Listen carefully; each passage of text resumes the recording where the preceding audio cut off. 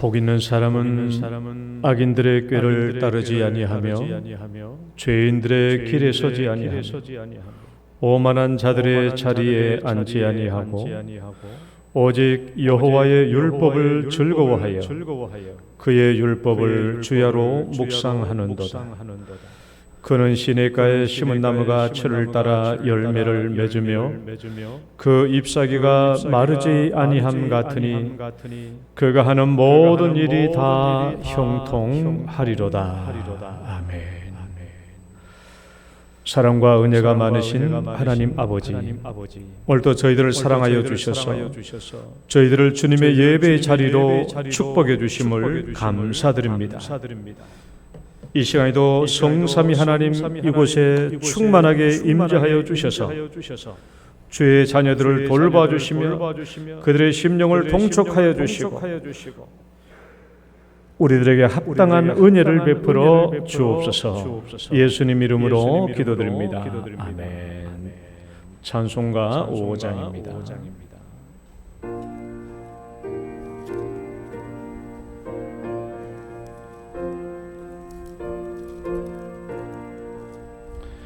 이 천지간 만물들아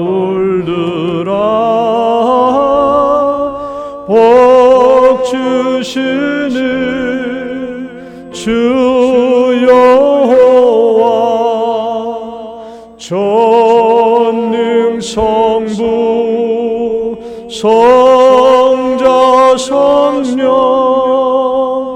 찬송하고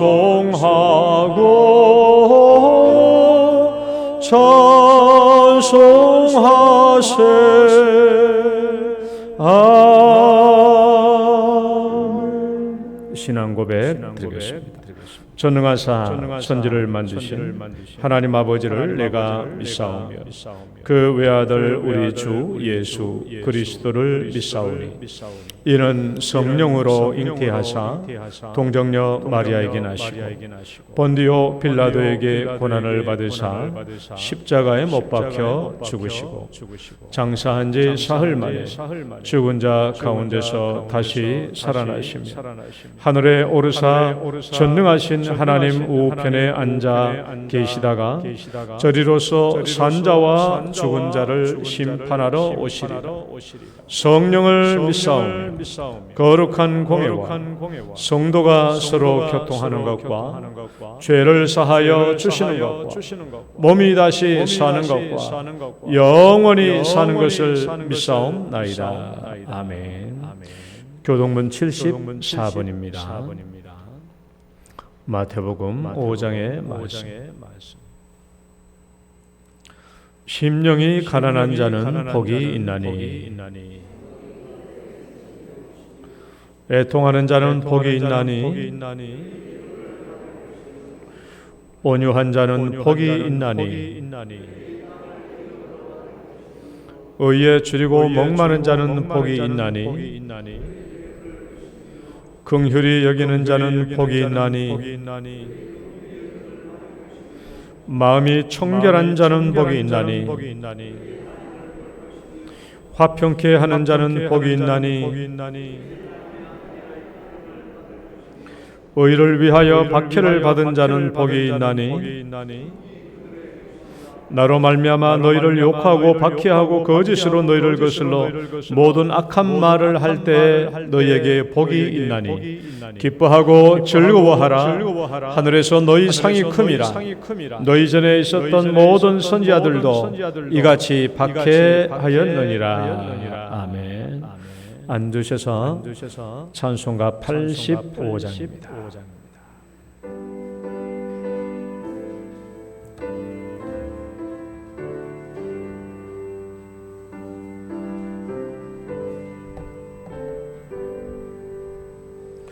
구주를 생각만 해도 이렇게 좋거든. 주 얼굴 배울 때야 얼마나 좋으랴. 만민의 구주 예수여 귀하신 이름은 천지에 있는 이름 중 비할 데 없도다. 참 회개하는 자에게 소망이 되시고 구하고 찾는 자에게 기쁨이 되신다. 예수의 넓은 사랑을 어찌다 말하랴. 주 사랑받은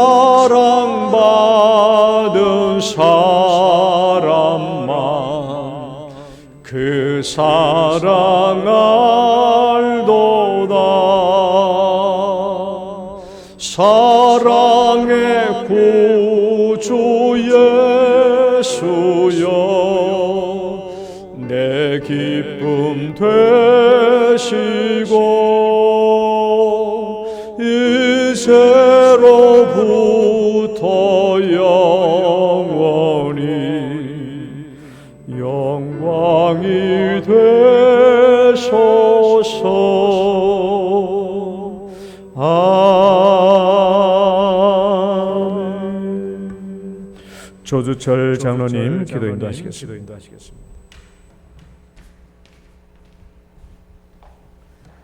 강하고 담대하라. 너는 내가 그들의 조상에게 맹세하여 그들에게 주리라 한 땅을 이 백성에게 차지하게 하리라. 이 율법책을 내 입에서 떠나지 말게 하며 주야로 그것을 묵상하여 그 안에 기록된 대로 다 지켜 행하라. 그리하면 내 길이 평탄하게 될 것이며 네가 형통하리라. 강하고 담대하라. 두려워하지 말며 놀라지 말라. 네가 어디로 가든지 내 하나님 여호와가 너와 함께 하느니라. 아멘. 우리의 인도자 되신 하나님 아버지 참으로 감사를 드립니다. 요단강을 앞에 둔 여호수아를 향한 하나님의 약속의 땅을 차지하려는 말씀과 같이 54년 전 이 땅에 영동교회를 세우시고 수많은 믿음의 선배들을 통하여 약속의 땅을 차지하게 하여 주시고 우리의 공동체를 지켜주신 하나님 아버지, 오늘 우리 영동교회 창립 기념 예배를 드리게 됨을 참으로 감사를 드립니다. 지금까지 지켜주신 하나님의 감사를 하나님께서 지켜주심을 참으로 감사를 드립니다. 하나님이 주신 이 믿음의 교회, 선배들의 희생과 헌신과 기도의 무릎으로 세워진 이 교회를, 이 공동체를 사랑하여 주셔서 다시 일어나게 하여 주시고 분케하여 주시옵소서. 하나님의 뜻이 세워지는 교회, 하나님의 뜻이 선포되고 한 사람 한 사람이 믿음으로 살아가고 사랑과 공의가 보여지는 아름다운 교회로 다시 일어서게 하여 주시옵소서. 살아온 50년의 역사를 품고 다시 살아갈 50년의 희망을 전하는 교회가 되게 하여 주시옵소서. 이를 행하시는 여호와, 그것을 만들며 성취하시는 여호와, 그의 이름을 여호와라 하는 이가 이와 같이 이르시는도다. 너는 내게 부르시지라.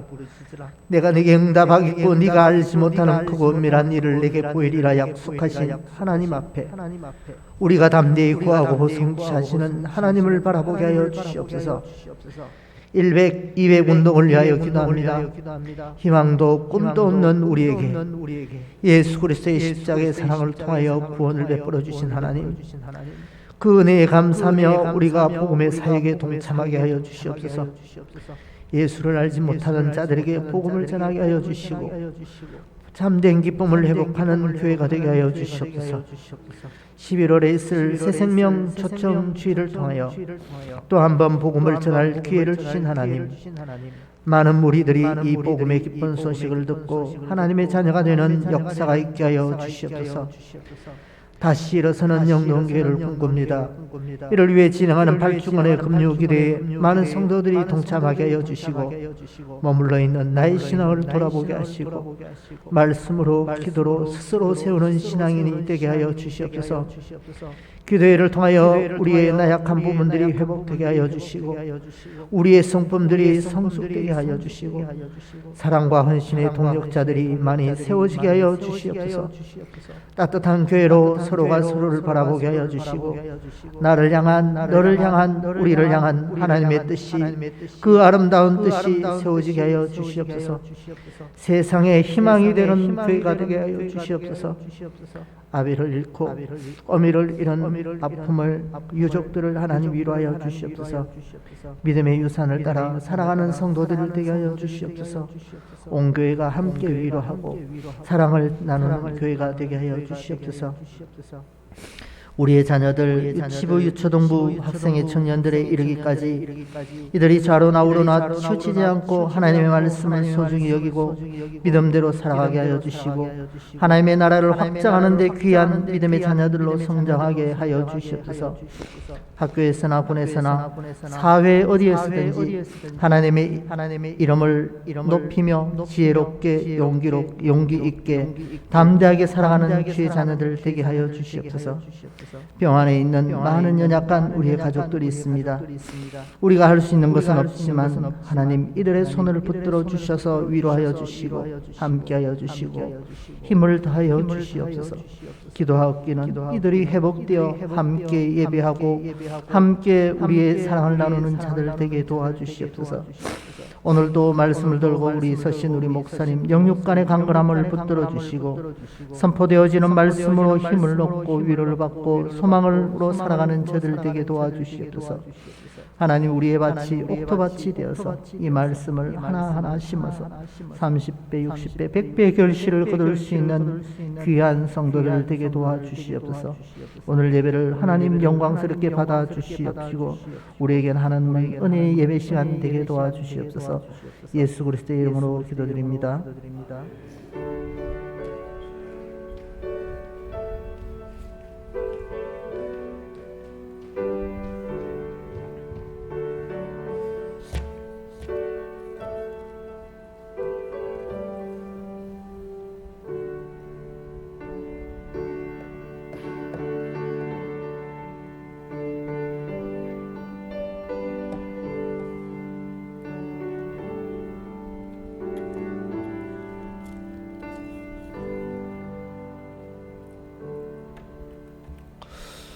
함께 찬양 드리겠습니다. 내일 일은 난 몰라요.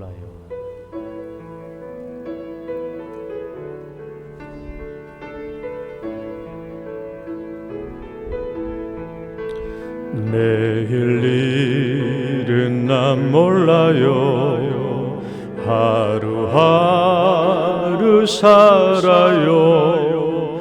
불행이나 요행함도 내 뜻대로 못해요. 험한 이 길 가고 가도 끝은 없고 곤해요. 주님 예수 발레미사 내 손 잡아 주소서. 내일 일은 난 몰라요. 장래일도 몰라요.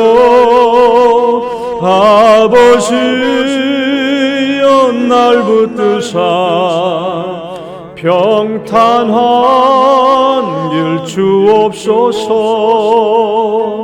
좁은 이 길 진리의 길 주님 가신 그의 길 힘이 들고 어려워도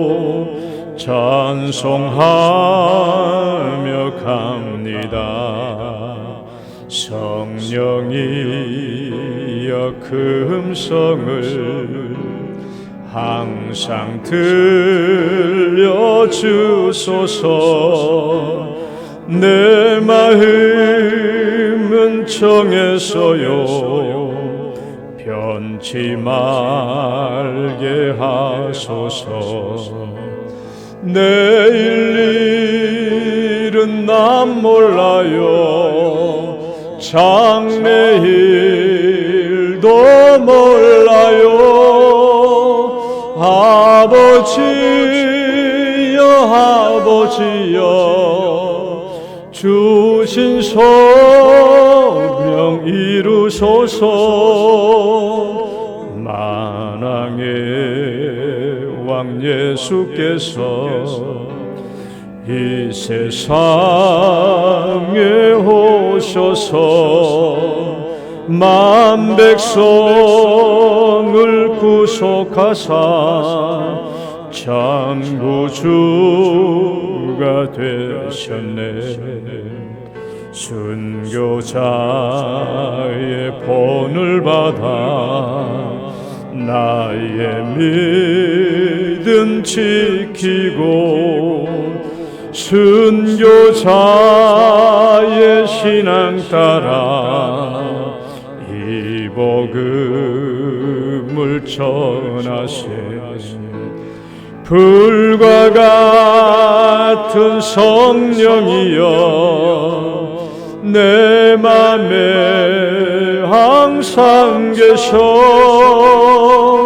천국 가는 그날까지 주여 지켜 주옵소서. 1절만 내일 일은 난 몰라요. 하루하루 살아요. 불행이나 여행함도 내 뜻대로 못해요. 험한 일 가고 가도 끝은 없고 곤해요. 주님 예수 발레미사 내 손 잡아 주소서. 내일 일은 난 몰라요. 장래일도 몰라요. 아버지여 날 붙드사 평탄한 길 주옵소서. 아멘. 오늘 주신 말씀 역대상 4장 9절에서 10절 말씀. 역대상 4장 9절에서 10절 말씀.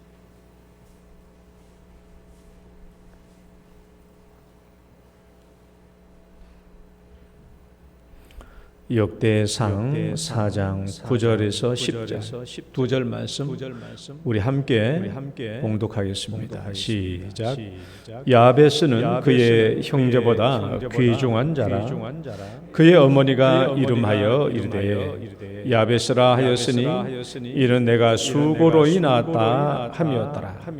야베스가 이스라엘 하나님께 아뢰어 이르되 주께서 내게 복을 주시려거든 나의 지역을 넓히시고 주의 손으로 나를 도우사 나로 환난을 벗어나 내게 근심이 없게 하옵소서 하였더니 하나님이 그가 구하는 것을 허락하셨더라. 아멘.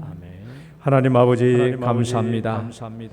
오늘도 우리에게 우리 영혼의 양식을 베풀어 주시고 또 하나님의 말씀으로 은혜를 받고 하나님의 말씀을 힘입어 이 세상을 살 수 있도록 인도하여 주심을 감사드립니다. 이 시간도 하나님께서 친히 말씀을 베푸시오니 이 말씀으로 은혜를 입게 하시고 이 말씀으로 능력을 얻게 하여 주옵소서. 예수님 이름으로 기도드립니다. 아멘. 할렐루야. 우리 옆사람 축복합니다. 잘 오셨습니다. 주의 이름으로 축복합니다. 오늘도 거룩한 주일 예배 자리에 나온 여러분 주의 이름으로 축복합니다. 은혜의 시간, 복된 시간 되시기를 축원합니다. 개인의 비전과 도전을 위하여 구하는 기도의 두 번째 시간입니다. 야베스의 인생 역전. 따라 볼까요? 야베스의 인생 역전. 삶의 악조건에서 존귀한 자로. 예, 오늘 이 부분에 대해서 말씀을 드리려고 합니다. 우리 그리스도인은 담대하게 하나님 앞에 나아가서 기도할 수 있는 특권이 있다고 그랬습니다. 그래서 내가 늘 강조하기를 기도하지 않으면 그리스도인에게 주신 특권의 7, 80%는 까먹는 겁니다. 이용하지 못하는 겁니다. 그래서 우리는 담대하게 하나님 앞에 나가서 기도할 수 있는 특권, 이 담전의 권세가 있는데 우리가 이 담전의 권세로 하나님께 우리의 모든 것을 기도할 수 있다. 모든 것을 기도할 수 있는데 제가 이 모든 것을 다 설교할 수는 없고 5가지 주제로 요약해 볼 수 있다라고 했습니다. 이 5가지 주제를 우리가 기도할 수 있는데, 자, 첫 번째 우리 읽어봐요. 우리가 이런 부분의 내용들을 기도할 수 있다라는 거예요.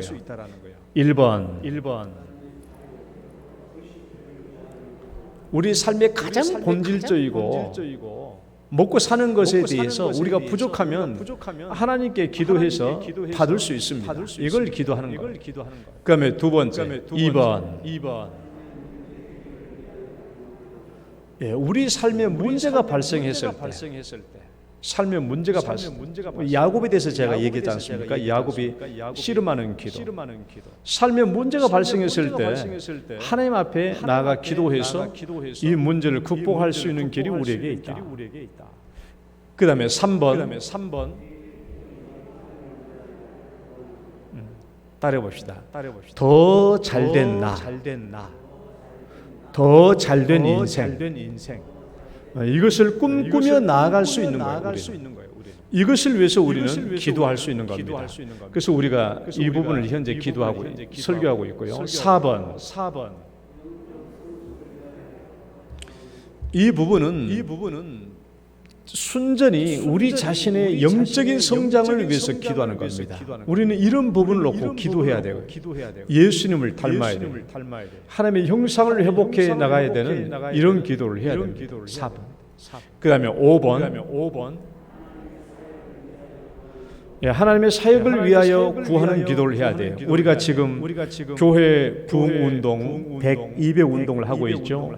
그래서 9시 예배가 100명의 공동체로 세워지고 2부의 예배가 200명의 공동체로 세워지고 우리는 이런 부분은 교회 사역에 관한 부분입니다. 이런 부분을 놓고 우리가 전심으로 기도해야 되죠. 지금 우리는 3번을 설교하고 있어요. 개인의 비전과 도전을 위하여 구하는 기도를 우리가 설교하고 있는데, 지난주에는 우리가 비전과 꿈을 세울 수 있는 근거가 무엇이냐, 우리가 하나님 앞에 살면서 비전과 꿈을 세울 수 있는 근거가 뭐냐, 우리가 하나님 앞에 살면서 비전과 꿈을 세우는 이유가 뭐냐, 그거에 대해서 지난주에 제가 설명을 했습니다. 왜 우리는 꿈과 비전을 세워야 하는지, 왜 우리는 하나님 앞에 살 때 더 잘된 나, 더 잘된 인생이 되어야 하는지에 대한 그 이유와 근거에 대해서 제가 지난주에 설교를 했습니다. 그래서 여러분 다 아시다시피 문 목사는 아주 자비롭고 은혜로운 목사라. 그래서 지난주에 설교했던 그 내용을 간략하게 4가지로 요약하고 오늘 설교 내용을 들어가려고 합니다. 자, 우리가 꿈과 비전을 세워야 하는 근거에 대해서 제가 지난주에 말씀드렸는데 4가지로 간단히 요약해서 설명해 보면, 첫 번째 읽어보시죠. 1번 시작. 자족과 만족의 의미를 오해하지 말라. 제가 지난주에 여러분 처음 질문했을 때 우리는 하나님 앞에서 잘 되기를 바라야 됩니까? 안 바라야 됩니까? 라고 물었더니 여러분들이 다 예, 하나님 앞에서 잘 되기를 바라야 됩니다 라고 그렇게 대답했는데 내가 두 번째 또 이렇게 물었죠. 하나님 앞에서 있는 바를 족한 줄로 알아야 됩니까? 어떻게 됩니까? 하니까 아니, 또 성경 말씀에는 있는 바를 족히 알라고 그렇게 하신 말씀들이 많거든요. 아유, 그러면 있는 바를 족히 알라고 했는데 잘 되기를 바라는 게 또 욕심, 욕망 아닌가? 이 부분에 대해서 우리가 오해하고 있기 때문에 하나님 앞에서 잘 되기를 기도하고 구하는 것을 잘 어려워하는 거예요. 욕심인 줄 알고. 그 말의 의미는 이래요. 우리 성경 말씀을 제가 두 구절 얘기했잖아요. 우리가 먹을 것과 한번 읽어볼까요? 시작. 우리가 먹을 것과 입을 것이 있은즉 족한 줄로 알 것이니라. 이 말씀이 있고요. 또 읽어봐. 시작. 돈을 사랑하지 말고 있는 바를 족한 줄로 알라. 그가 친히 말씀하시기를 내가 결코 너희를 버리지 아니하고 너희를 떠나지 아니하리라 하셨느니라. 이 두 구절의 말씀이 대표적인데 뭐 있는 바를 족히 알라라고 말하니까 아이고 내가 하나님 앞에서 잘 되려고 하는 게 좀 욕심이 아닌가? 라고 생각돼서 적극적으로 하나님 앞에 나와가서 내가 잘 되기를 원하는 그런 기도를 하지 못하는 경우가 많다라는 거예요. 이 말씀을 오해하지 말라라는 말은 이 말입니다. 이 성경 구절은 이 말이에요. 우리가 살다 보면 때로 어려운 지경에 처할 수 있어요. 궁핍한 지경 또는 결핍된 상황 속에 처할 수 있습니다. 그리고 이 부분에서 속히 빠져나갈 수 없는 한동안은 이런 궁핍과 결핍의 상황에 빠질 때도 있어요. 그러나 성경 말씀은 너 그런 때에도 만족하라는 것이죠. 그런 때도 자족하라는 거예요. 그 말은 뭐냐 그러면 자족하라는 말은 우리가 자족하라는 말을 잘못 이해하고 있는데 성경성의 자족하다 만족하다는 말은 굉장히 넉넉하다 굉장히 풍성한 물질의 양이 있다라는 의미예요. 히브리어로 그런 의미고 헬라어도 그런 의미입니다. 그러니까 설사 우리는 잠시 어려운 지경에 처할 수도 있지만 그때 불평 볼만하지 말고 이때도 하나님이 나를 버리지 않고 이때도 하나님이 나의 아버지가 되시니까 풍족하게 있다라고 생각하고 살라는 것이죠. 그런데 이 말씀을 우리가 어떻게 오해하냐 그러면 영원히 그런 상태에 머물러라라는 말로 오해하는 거예요. 내가 어려운 가운데 있다고 해가지고 영원히 어려운 가운데 상태로 만족하라. 내가 지금 돈이 없다고 해서 영원히 돈 없는 상태로 자족하며 살아라. 그런 의미가 아니에요. 이 말은 잠시 우리는 잠시 어려움에 처할 수 있는데 그때 불평 불만하지 말고 이때도 하나님은 나의 아버지시다. 하나님은 절대로 나를 버리지 않으신다. 절대로 나를 떠나지 않으시니까 이 하나님을 의지하고 빈핍한 상황에 있다고 할지라도 나는 풍성하다라는 자부심을 가지고 살라는 거예요. 그러나 그것이 영원히 그런 상태로 자족하라는 말이 아닙니다. 왜? 고린도후서 9장 8절 말씀을 우리에게 주셨으니까. 고린도후서 9장 8절 말씀은 하나님이 우리가 거하기를 원하는 상태는요 결핍된 상태가 아닙니다. 부요한 상태예요. 넉넉하게 있기를 원하는 상태예요. 자, 읽어봐요. 하나님이 능히 모든 은혜를 시작. 하나님이 능히 모든 은혜를 너희에게 넘치게 하시나니 이는 너희로 모든 일에 항상 모든 것이 넉넉하여 모든 착한 일을 넘치게 하려 하십니다. 하나님께서 우리가 항상 원하는 상태는 어떤 상태냐? 빈핍하고 결핍된 상태가 아니에요. 오늘 말씀 보면 이는 너희로 모든 일에 항상 모든 것이 넘치게 굉장히 강조되어 있잖아요. 하나님께서 우리가 있기를 원하는 상태가 이런 상태예요. 너희가 항상 모든 일에 항상 모든 것이 넉넉한 상태에 있기를 원하는 거예요. 그래서 우리는 하나님 앞에서 자족하라, 있는 바를 좋게 하라라는 말을 잘못 오해해서 내가 좀 더 잘된 인생, 더 잘된 내 인생을 추구하고 나가는데 이것을 포기하거나 기도하지 않는 그런 사람들이 되어서는 안 된다라는 거예요. 이 말씀을 오해해서는 안 된다. 두 번째 읽어보시죠. 시작.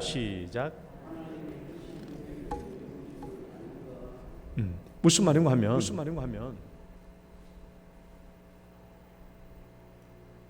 우리가 궁핍과 어려운 상황에 처해 그런 상황에 빠져 있을 때 영원히 이런 상태에서 자족해라, 영원히 이런 상태에서 만족해라 라는 것이 우리 기독교의 신앙이라고 한다면 능력 크신 하나님, 위대하신 하나님, 시편에서 구구절절히 위대하신 하나님, 능력의 하나님이라고 말하고 있는데 그 능력의 하나님이 무슨 소용이 있겠느냐. 그 크신 하나님의 능력, 기적을 행하시는 하나님의 능력이 무슨 필요가 있겠느냐. 하나님의 그 크신 능력은 얼마나 소모품이고 쓸데없는 것이 되고 말 것인가라는 거예요. 우리 하나님의 자녀들이 궁핍하고 어려운 처지에 살고 있을 때 너 그 상태로 영원히 자족하며 살아라, 너 그 상태로 영원히 만족하며 살아라 하는 것이 우리 기독교 신앙이라고 한다면 하나님의 이 크신 능력은 사치품이지, 장식용일 뿐이에요. 그럼 무슨 소용이 있냐고. 우리에게 아무런 소용이 없죠. 이게 얼마나 큰 모순입니까?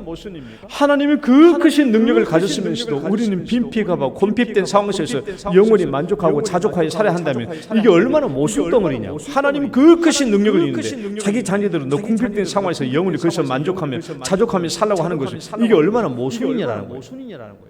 그러니까 이게 잘못된 신앙, 이게 기독교 신앙이 아니에요. 결핍된 상황에서, 어려운 상황에서 영원히 거기에 만족하며 자족하는 상황은 기독교 신앙이 아닙니다. 하나님의 이 크신 능력이 우리와 함께 있다고 생각하면 우린 더 잘된 인생, 더 나은 인생 되기를 위해서 간절히 붙잡고 기도하며 나가야 되는 거예요. 그걸 왜 못하느냐? 교회를 다니면서 그걸 못해요. 못하는 게 뭐냐? 기도를 안 하는 겁니다. 기도를. 이 모든 것 지금 내가 기도에 대해서 얘기하고 있잖아요. 기도예요. 중요한 것은 기도예요. 중요한 건 기도입니다. 그런데 이건 또 다른 내용입니다. 근데 이미 교회 안에서는요, 나 더 이상 하나님 더 이상 부족한 게 없습니다. 저는 막 이 정도 잘 먹고 잘 살고 있습니다 하는 성도들이 있어요. 우리 교회. 그런 사람들은 어떻게 해야 돼요? 아이고 나 이제 더 이상 함께 기도할 필요 없으니까 이제 나는 됐다. 배두드림이 있어야 됩니까? 그러면 안 되죠. 그런 사람들은 전심으로 하나님의 일을 위해서 뛰라는 말이에요. 그런 사람들, 난 더 이상 기도할 것이 없고 나는 더 이상 내 어떤 잘된 나를 위해서 기도할 것이 없다는 사람은 이제는 하나님의 일을 위해서 달려가야 되는 거예요. 교회의 문제가 뭐냐 그러면 궁핍하고 어려운 가운데 있으면서도 하나님을 간절히 붙잡고 기도하는 그 기도가 없고 나 배부릅니다, 이 정도로 살만합니다 하는 사람들은 하나님을 위해서 전심으로 붙잡고 그 일을 위해서 성취하고자 하는 그렇게 기도하는 사람들이 별로 없다라는 거예요. 이게 교회의 문제입니다. 잘된 사람은 이제는 하나님이 나를 잘 먹고 살게 해주셨으면 나는 이제 하나님의 일을 열심히 기도해야 되고, 내가 궁핍하고 어려우면 하나님 너 잘되게 해주시라고 나와서 기도해야 돼요. 그러니까 교회는 언제든지 기도가 넘치는 교회가 되어야 됩니다. 근데 그게 부족한 거예요. 그 다음에 세 번째, 우리가 왜 하나님 앞에서 더 잘된 인생을 추구해야 되는가? 근거 3번 읽어봐요. 시작. 구원의 목적을 이루어야 되는 거예요. 제가 이 구원의 목적은 우리 예수 믿고 구원받은 사람들은 그 구원의 목적은 여러 가지가 있죠. 예배를 드려야 되고 전도해야 되고 내 자신을 영적으로 성숙해야 되는 일이 있지만은 오늘 이 구원의 목적은 우리가 이웃들에게 선한 삶을 행하는 거예요. 이것이 우리가 오늘날 이 시대의 죄악 가운데 구원받은 중요한 목적인데 이 목적은 아무리 많이 강조하고 또 강조해도 부족함이 없어요. 우리가 오늘날 너무나 소홀히 여기고 있는 일입니다. 그래서 세상들로부터 교회가 비판받고 손가락질 받는 경우가 허다하죠. 선한 일, 착한 일. 하나님께서 우리를 구원하신 목적이 선한 일이고 착한 일이다 하는 성경 구절이 대표적인 게 두 구절이 있다. 두 구절. 어디와 어디라고 그랬어요? 이제는 외웠겠지. 벌써 몇 번째 했으니까.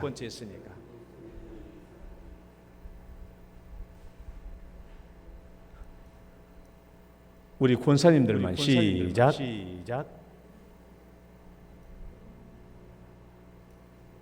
조금 들릴동 말동했어요.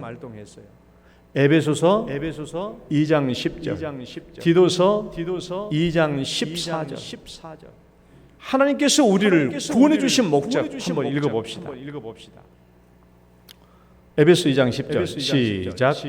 우리는 그가 만드신 바라 그리스도 예수 안에서 선한 일을 위하여 지으심을 받은 자니 이 일은 하나님이 전에 예비하사 우리로 그 가운데서 행하게 하려 하심이라. 선한 일을 위하여 그리스도 안에서 우리를 구원해 주신 거예요. 우리가 그리스도 안에서 새로운 피조물 된 것은 이 선한 일을 하도록 하기 위해서 부르심 받아. 이 일은 하나님께서 옛날 창세 전부터 계획하신 일이었어요.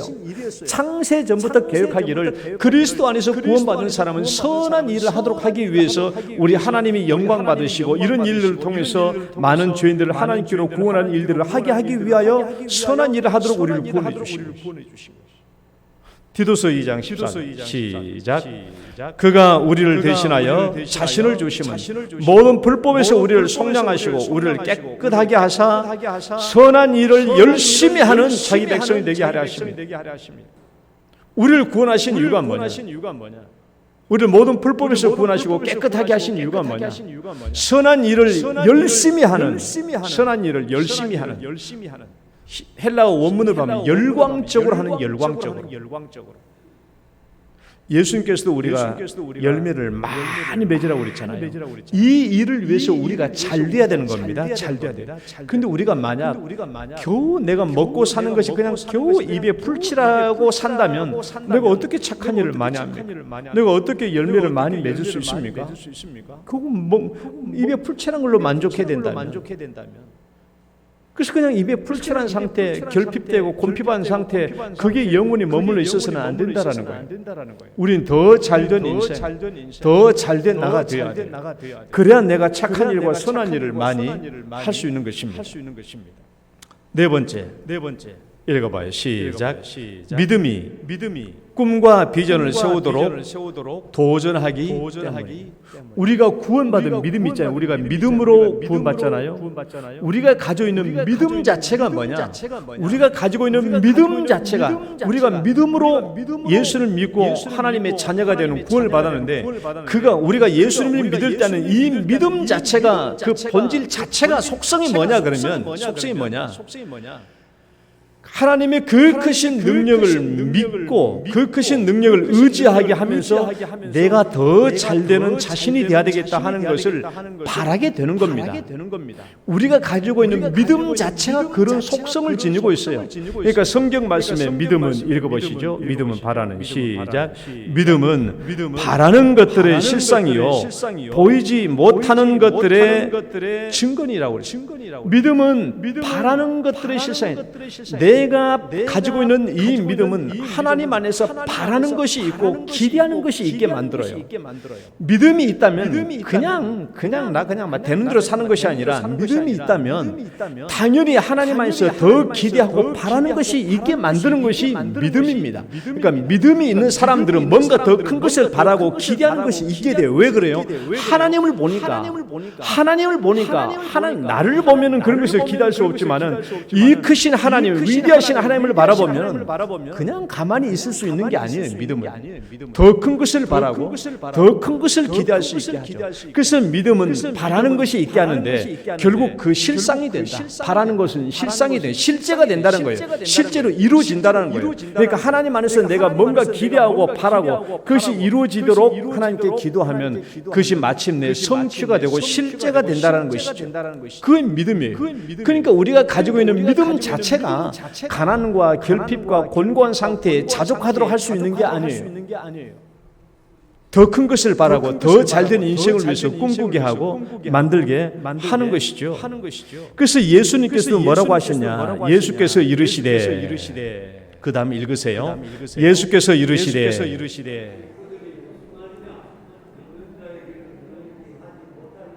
한 번 더. 예수께서 이르시되, 그렇게 말씀하셨습니다. 믿는 자에게 능치 못할 일이 없다. 사도 바울도 이렇게 말했습니다. 내게 능력 주시는 자 안에서, 내게 능력 주시는 자 안에서, 이것이 우리가 가지고 있는 믿음이에요. 우리가 가지고 있는 믿음 자체가 하나님 안에서 큰 것을 바라보게 합니다. 어떤 내 능력을 초월해서 왜 하나님을 보니까 하나님을 집중하게 되니까 더 큰 것을 바라게 되는 것이죠. 그래서 우리는 꿈과 비전을 세울 수 있게 되는 겁니다. 제가 이것을 지난주에 말씀드렸죠. 그럼 오늘 제가 야베스에 대해서 얘기하려고 그래요. 오늘 성경 말씀. 자신의 결핍된 상황에서 머물지 않고 자기의 부족한 상태, 부족한 부분에서 머물지 않고 마침내 이것을 극복하고 자기의 운명을 바꾸는 사람이 야베스거든요. 오늘 성경 말씀이 나온 야베스. 우리 역대상을 읽다 보면 막 이름만 나오다가 야베스에 관한 긴 기록이 나오는데 우리가 야베스를 잘 봐야 될 이유가 있어요. 자, 야베스가 처한 현실이 어떠했냐 한번 봅시다. 야베스가 처한 현실이 어떠했는가 봅시다. 야베스에 대한 표제 설명을 먼저 보면 야베스는 그의 형제들보다 귀중한 자라고 얘기하고 있어요. 지금 야베스를 소개하기 전에 야베스라는 사람 자체를 설명하는 표제어입니다. 야베스는 그의 형제들보다 귀중한 자라, 존귀한 자다. 귀중하다라는 말은 히브리 원문을 보면 까바드라는 말이에요. 까바드. 그러니까 영광스럽게 되었다라는 말이에요. 영광스럽게 되다. 존귀하게 되었다라는 뜻입니다. 그러니까 이 야베스는 오늘 성경 말씀에 의하면 야베스는 하나님의 도우심으로 말미암아 영광스럽게 된 자, 하나님의 도우심으로 말미암아 영광스럽게 된 자를 의미해요. 그렇게 되었다. 처음부터 그렇게 된 사람이 아니었고 처음에는 그의 인생은 엉망진창이었어요. 그러나 그가 하나님의 도우심으로 존귀한 자가 되었다. 인생 역전을 이루었다라는 말이에요. 그러면 여러분 이제 야베스의 출발을 봅시다. 야베스는 어떻게 그 삶이 출발되었는가? 오늘 말씀 보니까 그의 이름은 야베스라 그랬잖아요. 야베스. 그 이름을 왜 야베스라고 그랬다고 얘기했습니까? 그의 어머니가 이름하여 이르되 야베스라 하였으니 이는 내가 수고로이 낳았다 함이었다. 그래서 야베스의 이름의 아들의 뜻은 고통의 아들이에요. 고통의 아들이라는 뜻입니다. 자, 그러면 그의 어머니가 수고로이 낳았다라는 말의 의미를 우리가 직역에서 의미에서 보면은 이 야베스의 어머니가 수고로이 낳았다라고 했기 때문에 야베스를 낳을 때 굉장히 난산이었다라는 의미예요. 난산. 굉장히 고통스럽게 이 아이를 낳았어요. 힘들게 낳았다라는 말이에요. 수고로이 낳았다라는 난산이에요. 그런데 오늘 이 성경 말씀을 의미할 때 이것이 수고로이 낳았던 난산의 의미이냐 아니면 야베스의 엄마가 야베스를 낳을 때 야베스의 엄마의 그 현재의 삶의 상황이 굉장히 고통스러운 어떤 삶의 고통 중에 있을 때 야베스가 출생했냐라는 거예요. 오늘 본문에 수고로이 낳았다는 이 의미가. 그러니까 우리 국어 성경도 여러 성경을 보면은 번역이 각각 달라요. 어떻게 번역되어 있냐 그러면 어떤 성경, 우리 개역 성경은 개역 개정은 수고로이 낳았다라고 번역되어 있기도 하지만은 또 다른 바른 성경은 고통 중에 낳았다라고 얘기해요. 고통 중에 낳았다. 그러니까 영어 성경도 두 가지예요. with pain이라고 나와 있기도 하고 in pain이라고 나와 있기도 해요. 넓은 의미로 보면은 다 고통 중에 고통으로 이런 말이 되겠지만은 그러나 in pain 또는 고통 중에 있을 때 낳았다라는 말은 이게 히브리어 원어의 직역에 가장 가까워요. 고통 중에 in pain. 그러니까 이 말은 야베스의 엄마가 야베스를 낳았을 때 난산으로 낳았냐, 아니면 야베스의 엄마가 삶에 굉장히 고통 중에 있을 때, 삶의 어려움 속에 있을 때 야베스를 낳았냐, 잘은 모르겠지만 본문의 의미를 잘 보면은 굉장히 이 어머니가 삶의 어려움과 고통 속에 있는 중에 야베스를 낳았어요. 왜냐하면 이스라엘 백성들은 주로 부모가 자신이 처한 상황에 따라서 자녀들의 이름을 지을 때가 많잖아요. 요 모세가 자기 아들을 뭐라고 지었어요? 게르솜이라고 지었어요. 게르솜의 뜻은 나그네란 말이거든요. 왜 모세가 자기 아들을 이름을 나그네라고 지었어요? 모세가 애굽에서 도망쳐가지고 저 미디안 땅에서 나그네로 있을 때 결혼해서 낳았으니까 게르솜이라고 지은 거예요. 그러니까 부모의 상황을 따라서 이름을 지은 경우가 구약의 이름은 굉장히 많습니다. 그러니까 오늘 또 이 야베스라는 말은 난산이라는 의미보다는 자기 야베스의 엄마가 굉장히 삶의 고통과 어려움 속에 있을 때 야베스를 낳았다라는 의미가 강해요. 그러니까 야베스는요, 출발 때부터 행복한 인생의 출발이 아니에요. 출생 때부터 야베스는 어머니의 어려움과 고통 속에 있을 때 출생한 것이고, 그의 어린 시절은 행복할 리가 없죠. 부족함과 결핍됨과 비관과 절망과 이런 것들이 야베스와 늘 함께 곁에 있었을 것입니다. 그래서 성년이 되고 난 뒤에 야베스가 한 기도를 봐봐요. 오늘 나왔던 이 기도, 야베스의 기도를 보면은 이 어머니가 겪고 있는 인생의 어려움이 야베스에게 그대로 대물림되었다는 것을 알 수 있어요. 대물림된 거예요. 어머니도 고통스럽고 어려운 현실이고, 야베스도 오늘 기도, 하나님 나 잘 좀 되게 해주세요라고 기도한 것을 보면 야베스의 삶의 현실도 굉장히 어려웠던 사람이에요. 삶의 악조건이었던 것인데, 그것이 어머니의 그 삶의 악조건이 그대로 야베스에게도 그대로 대물림되었다는 의미입니다. 그 다음에 그것만이 아니라 야베스는 자기가 성년이 되었을 때도 삶의 환경이 악조건이었어요. 대물림 낸 거예요.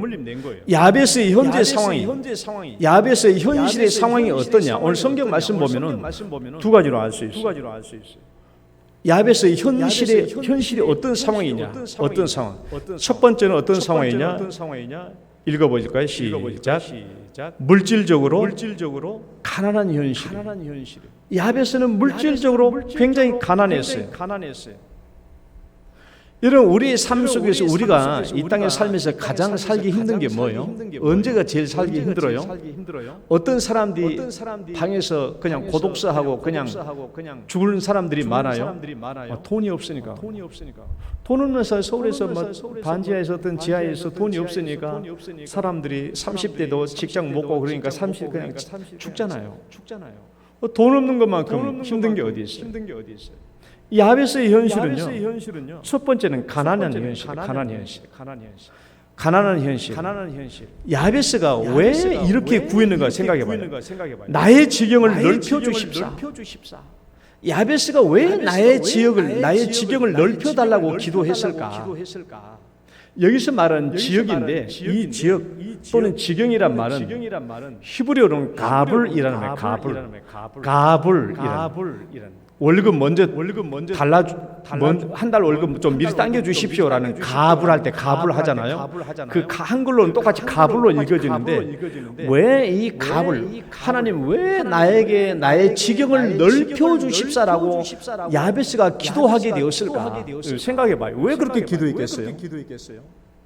이 가불이라는 말은 우리가 이 구약 시대에는요, 여러분 구약 성경을 알고 구약의 세계를 알면은 이 기도를 못 해요. 왜냐하면 이 지역 가불이라는 말의 뜻이 뭐냐 그러면 경계선이거든요. 경계선.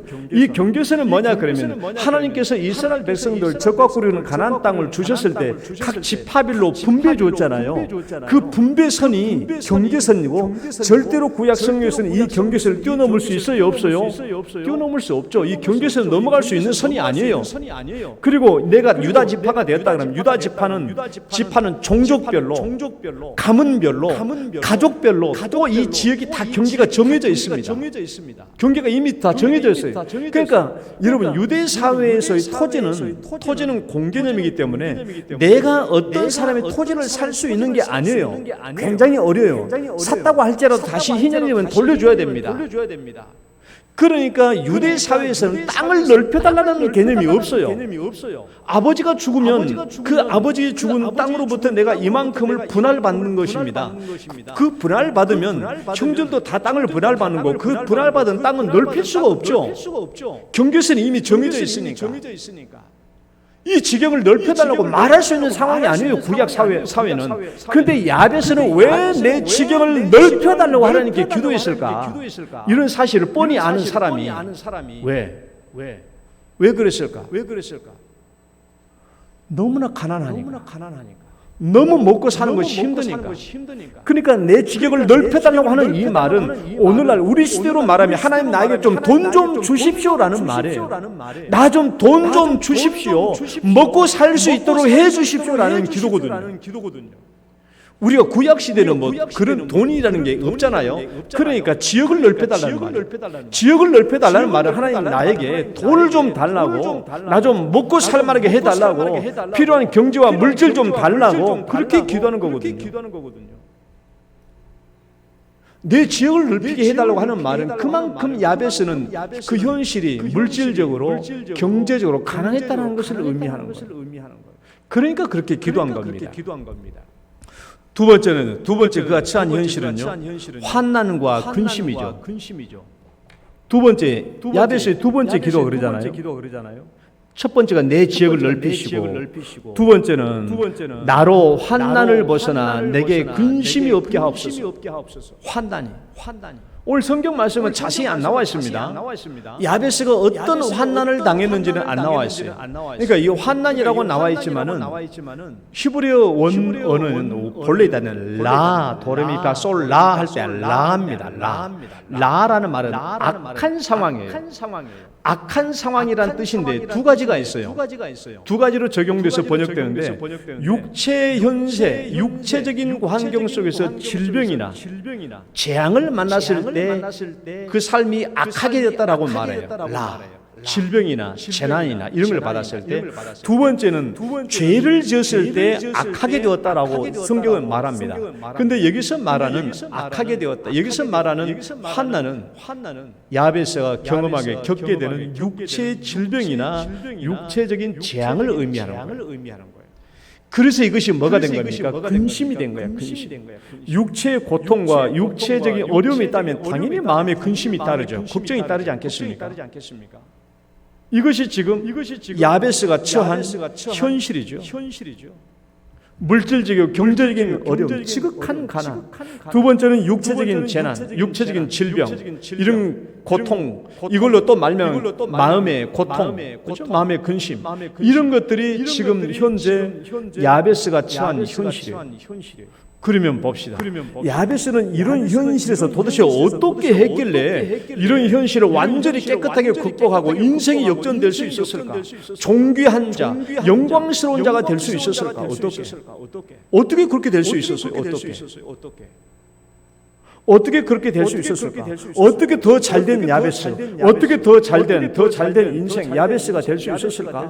어떻게 인생이 역전될 수 있었을까? 이것이 오늘 찾고자 하는 것이 야베스의 인생의 역전의 요인입니다. 물론 야베스는 기도했죠. 오늘 말씀을 기도했잖아요. 기도했어요.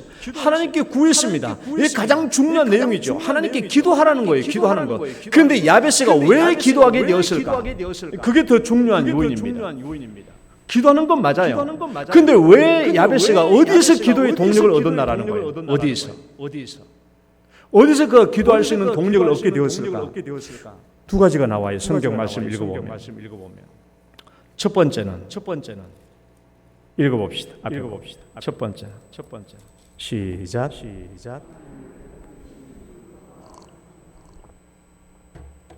따라해 봅시다. 하나님은 복 주시는 분.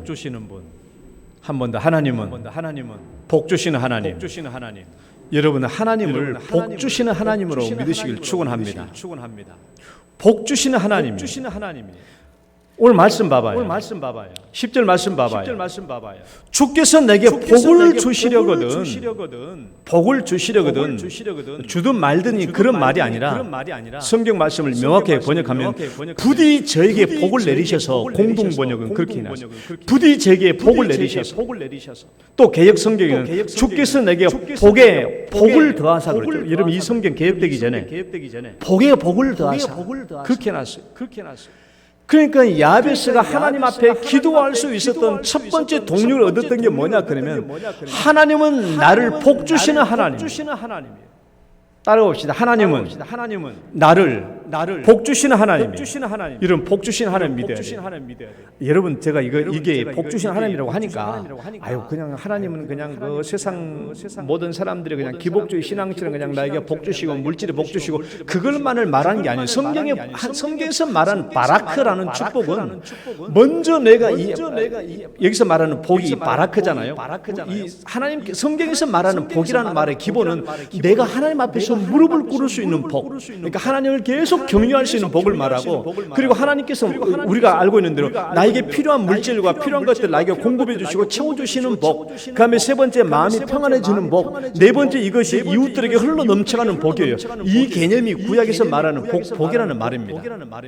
무슨 말인지 알겠죠? 그러니까 우리가 성경에서 말하는 복 주십시오, 복 주라고 말하니까 그냥 세상 사람들이 돈 좀 주십시오, 돈 좀 주십시오라는 그런 개념이 아니고, 구약에서 우리 성경에서 말하는 복은 이 복을 주셔서 내가 먼저 하나님께 무릎 꿇을 수 있는, 하나님을 경외하고 예배할 수 있는 이 복, 그 다음에 내가 필요한 것을 모든 것을 얻을 수 있는 복, 그래서 내 마음에 평강과 평화가 있는 복, 그리고 이 복이 나에게 이웃에게 넘쳐갈 수 있는 복, 이제 이 복을 구약에서 말하는 복을 얘기해요. 이게 그 복을 달라고 하는 거예요.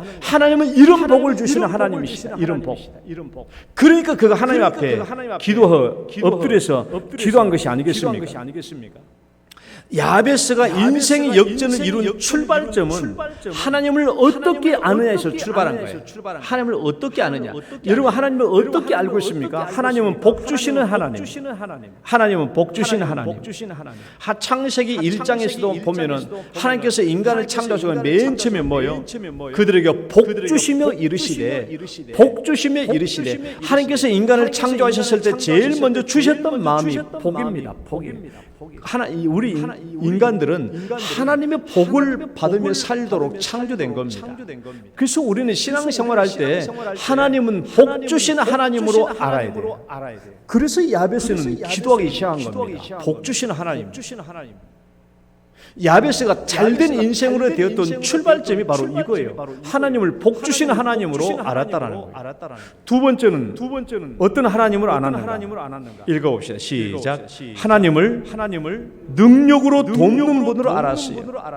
능력으로 돕는 분. 하나님은 나를 돕는데 능력으로 돕는, 그 크신 능력으로 나를 돕는다라는 거예요.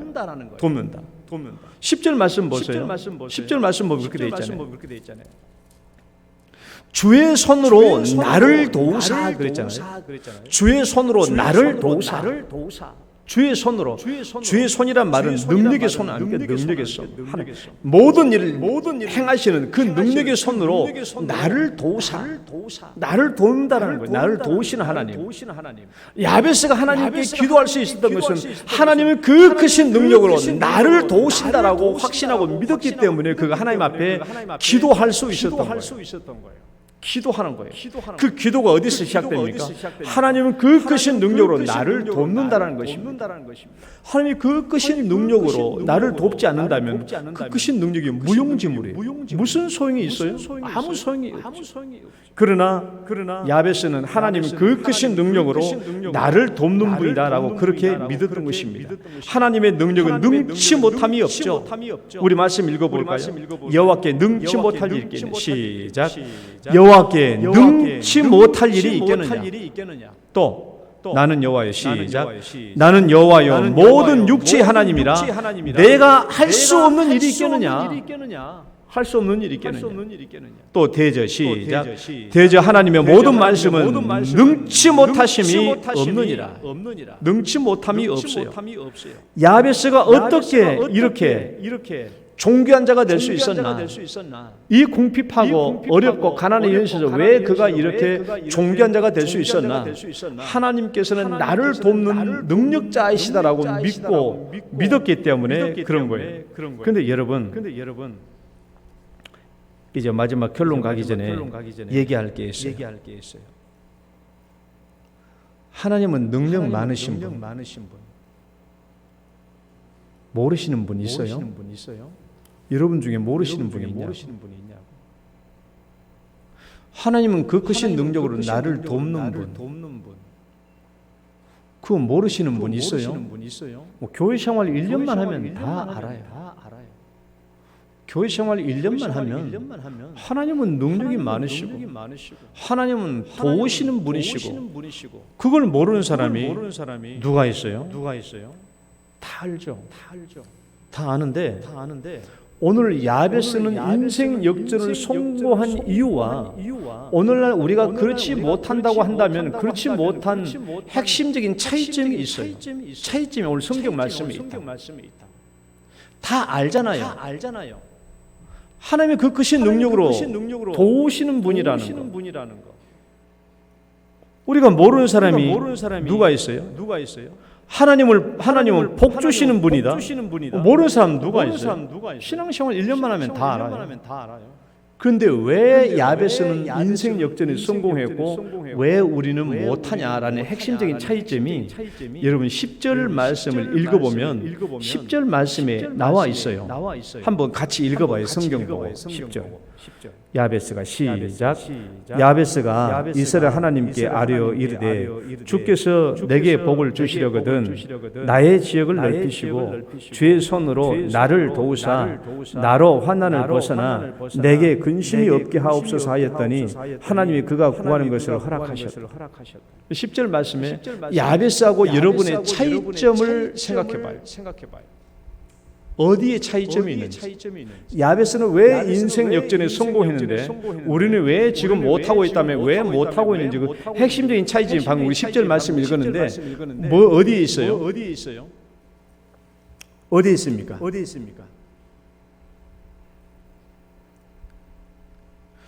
10절 말씀 읽어보면 똑같은 단어가 5번 반복된 단어가 나와요. 5번 반복된 단어가 나온다. 어떤 단어가 나와요?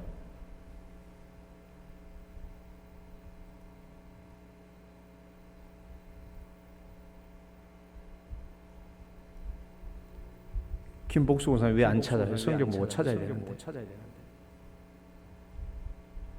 똑같은 단어가 5번 반복되어 나와요. 뭡니까?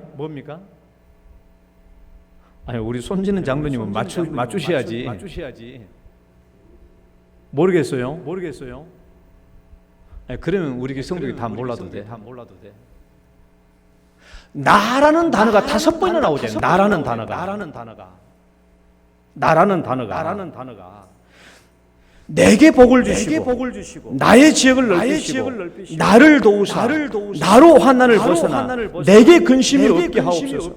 나라는 단어가 5번이나 연거푸 나오지 않습니까? 야베스의 핵심은 뭐냐 그러면 복을 주시는 하나님, 도우시는 하나님인데 나를 도우시는 하나님, 나를 복을 주시는 하나님, 내 지경을 넓히시는 하나님, 내 어려움을 없게 하시는 하나님, 나를 도우시는 하나님, 모든 것이 나예요. 그러니까 하나님은 복 주시는 하나님인 거 알아. 능력으로 돕는 하나님인 것을 알아. 그러나 나를 돕는 하나님으로 야베스는 확신하고 알았다는 거예요. 나를 도울 수 있다는 거야. 우리는 알아. 우리는 신앙생활에서 알아요. 하나님 복 주시는 하나님이지 뭐. 그 하나님 알아. 하나님의 능력으로 돕는 것이 알아. 그러나 핵심은 뭐예요? 나를 돕는 하나님. 따라해봅시다. 나를 돕는 하나님. 내게 복 주시는 하나님. 내 지역을 넓히시는 하나님. 나의 환난을 벗어나게 하시는 하나님. 그 하나님 나요. 나에게 적용시킬 수 있느냐 없느냐의 차이예요. 말씀을 맺습니다. 여러분 이 이야기가 왜 성경에 기록됐다고 생각하십니까? 야베스 이야기가 왜 성경에 기록되어 있을까요? 왜? 아니 세상에는 어렵고 가난한 지경에 처해 있다가 부자가 되고 잘된 인생이 한두 사람이 아니에요. 수도 없이 많아요. 근데 왜 그 많은 사람들 중에서 야베스의 이야기는 이 성경에 기록되어 있을까? 어떻게 보면 지극히 개인적인 개인사에 관한 부분인데 왜 이 이야기가 성경에 기록되어 있을까? 두 가지 이유 때문에. 첫 번째는 우리 신앙의 모범이 되기 때문에 그렇습니다. 야베스의 이야기는 지극히 한 개인이 고난과 어려움과 가난 중에 있다가 부유하게 되고 잘 되었더라, 그 이야기가 아닙니다. 야베스의 이야기는 우리의 신앙적인 모범이 되기 때문에 여기에 기록된 거예요.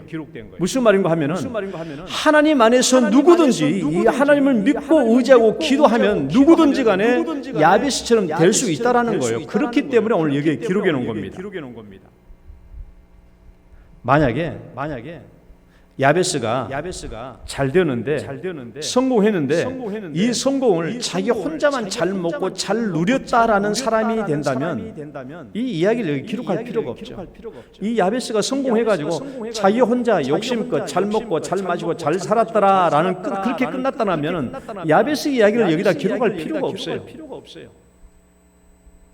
야베스 이야기를 여기다 기록하면서 야베스가 이 고난 중에서 어려움 속에서 잘 극복하고 성공해서 존귀한 자가 되어서 여러 사람들과 이웃 사람들을 돕고 여러 사람들에게 은혜를 끼치는 그런 사람이 되었기 때문에 야베스의 삶이 오늘 성경에 기록된 겁니다. 그러니까 야베스의 이야기가 오늘 여기에 기록된 것은 단순히 가난을 극복하고 인생이 역전되었다는 의미가 아니라 그가 신앙 안에서 하나님을 믿고 잘 되었더니 그가 이웃들에게도 사랑과 은혜를 베푸는 그런 훌륭한 성도가 되어서, 그러니까 까바드, 영광스러운 자라는 말을 쓴 거예요. 그러니까 이 까바드라는 말, 존귀한 자라는 말, 이 까바드 있잖아요. 이 말은 본래 하나님께 영광을 돌린다 할 때 그 영광의 까바드입니다.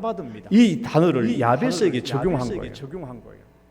야베스가 존귀한 자, 영광스러운 자가 되었다라는 거예요. 그러니까 이 말은 단순히 야베스가 가난해서 부자인 인생으로 인생 역전되었다, 아니야. 그게 끝이 아니고 이런 과정 속에 진짜 복, 하나님을 경외하는 복, 하나님께 무릎 꿇는 복, 하나님께 예배 드리는 복, 내 풍성하게 물질이 채워지는 복, 내가 평안을 누리는 복, 이것이 이웃들에게 넘쳐 흐르는 복, 이것이 야베스에게 있었기 때문에 신앙의 모범이 되니까 우리에게 성경이 기록해 놓은 거예요.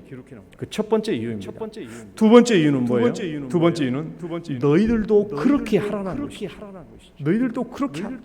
너희도 어려움에 처했을 때, 너희도 인생의 비전과 꿈을 얻기를 원한다고 했을 때 야베스의 인생 역전의 성공의 스토리를 보라라는 거예요. 그가 어떻게 이렇게 될 수 있었는지 이렇게 기록하는 것은 너희들도 가서 이렇게 하라.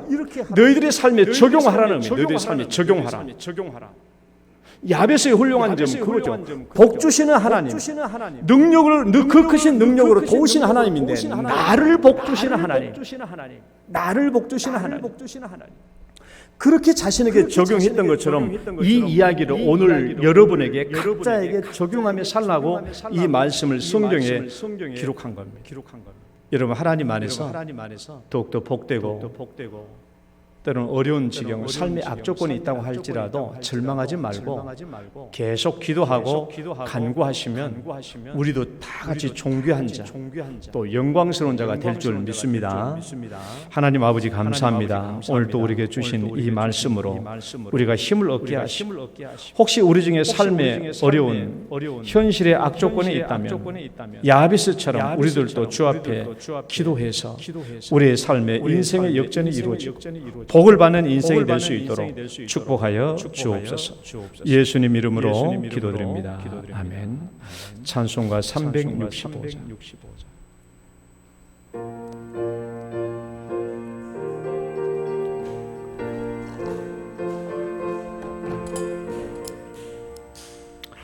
마음속에 근심 있는 사람 주 예수 앞에 다하려라. 슬픈 마음 있을 때에라도 주 예수께 하래라. 주 예수 앞에 다하려라. 주 우리의 친구니 무엇이나 근심하지 말고 주 예수께 하래라. 눈물 나며 깊은 한숨 쉴 때 주 예수 앞에 다 아뢰어라. 은밀한 죄 내게 있더라도 주 예수께 아뢰라. 주 예수 앞에 다 아뢰어라. 주 우리의 친구니 무엇이나 근심하지 말고 주 예수께 아뢰라. 괴로움과 두려움 있을 때에 주 예수 앞에 다 아뢰어라. 내일 일을 염려하지 말고 주 예수께 아뢰라. 주 예수 앞에 다 아뢰어라. 주 우리의 친구니 무엇이나 근심하지 말고 주 예수께 아뢰라. 죽음 앞에 겁을 내는 자여 주 예수 앞에 다 아뢰어라. 하늘나라 바라보는 자여 주 예수께 아뢰라. 주 예수 앞에 다 아뢰어라. 주 우리의 친구니 무엇이나 근심하지 말고 주 예수께 아뢰라. 하나님 아버지, 주님께서 지금까지 우리를 인도하시고 또 은혜와 복으로 채워주시고 우리의 삶을 주님의 은혜 가운데 또한 어려움이 있을 때도 넉넉하게 극복해 나갈 수 있도록 축복해 주신 것 감사드립니다. 오늘 예배 때 주 앞에 나오면서 우리의 11조의 예물을 거룩하게 구별하여 주 앞에 올렸습니다. 하나님, 이 11조의 예물을 기억해 주시고 우리가 하나님의 은혜에 감사하고 또 주님의 은혜에 감사해서 11조 예물을 드리오니 하나님께서 이 11조의 예물을 큰 기쁨과 영광으로 거두어 주시옵소서. 그 가정들을 축복해 주시고 물질의 복을 주시고 가정 창고에 재물 창고가 넘치도록 축복하여 주옵소서. 자녀들의 하는 일들 형통케 하시고 가정에서 계획하며 기도하는 일들 잘 이루어지도록 주님 인도하여 주옵소서. 또 여러 가지 하나님 감사의 제물로 주 앞에 올려드립니다. 하나님, 또 지난 주간에 아버지 장례를 잘 마칠 수 있도록 인도해 주심을 감사드리며 또 믿지 않은 친정 식구들 속히 하나님께 나올 수 있도록 간절히 기도드리며 감사 예물을 올렸습니다. 하나님의 이 예물 기쁘게 받으시고 하나님 이 기도의 제목대로 응답하여 주옵소서. 또 특별히 하나님 1,000번째 예물로 주 앞에 드리는 예물이 있습니다. 하나님 아버지, 기도의 제목들이 있사오니 하나님 1,000번째 예물에 기록된 제목대로 그 기도가 응답되게 하여 주시옵소서. 드리는 어머니의 기도의 제목과 또 하나님 기도가 응답되는 사랑하는 자녀의 앞길 위에 축복하여 주옵소서. 그 외 선교 구제 예물들이 있습니다. 하나님이 함께해 주시고 제목마다 주의 영광이 나타나게 하여 주시옵소서. 오늘도 주 앞에 예배드리는 우리 사랑하는 모든 성도님들, 그들의 심령과 마음을 통촉하여 주시고 그들의 간절한 기도의 제목들을 들어 응답하여 주옵소서. 연약한 자들 많습니다. 육체의 질병 놓고 기도할 때 우리 하나님이 들어주시고 응답하여 주옵소서. 예수님 이름으로 기도드립니다. 아멘.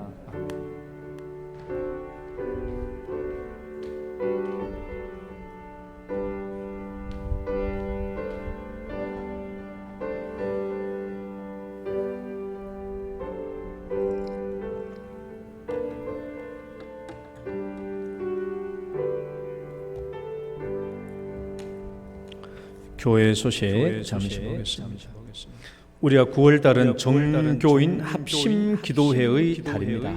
8주 연속 금요 기도회, 우리가 지난주 금요일부터 시작했습니다. 그래서 직장 나가신 분은 어쩔 수 없고 또 집에서 머무르시면 시간 되신 분들은 반드시 나오셔서 8주 연속 금요 기도에 참석해 주셔서 우리가 하나님께서 우리의 주신 사역들을 잘 감당할 수 있기를 바랍니다.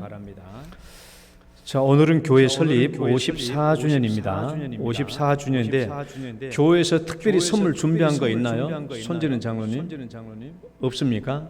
없는 대신에 유양희 권사님이 참 감사하게 호두 과자를 준비했어요. 그래서 나가실 때 유양희 권사님 가정에서 이렇게 준비해 주셨는데 겸하여 교회에서 54주년 주는 선물이다 같이 해서 받으시기를 바랍니다. 그다음에 제8기 영동 장학금 수여식이 2부 예배 때 있겠습니다. 자세한 내용은 우리 목회 스페셜란을 참조해 주시면 선발된 장학생들이 있습니다.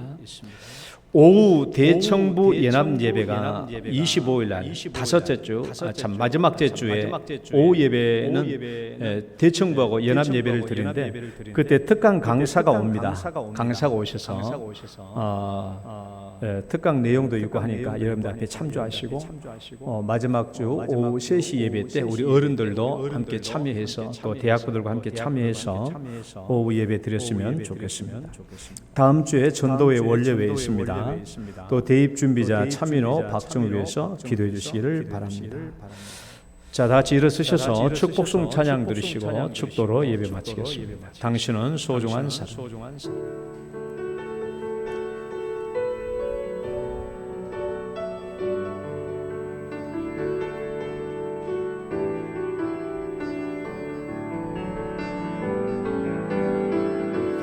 당신은 소중한 사람, 당신은 존귀한 사람, 이 세상에 하나뿐인 당신은 내겐 너무나도 소중한 사람. 그런 당신을 사랑해요. 그런 당신을 축복해요. 사랑받기에 합당한 당신을 주의 이름으로 사랑함, 주 이름으로 축복합니다. 주의 이름으로 축복합니다.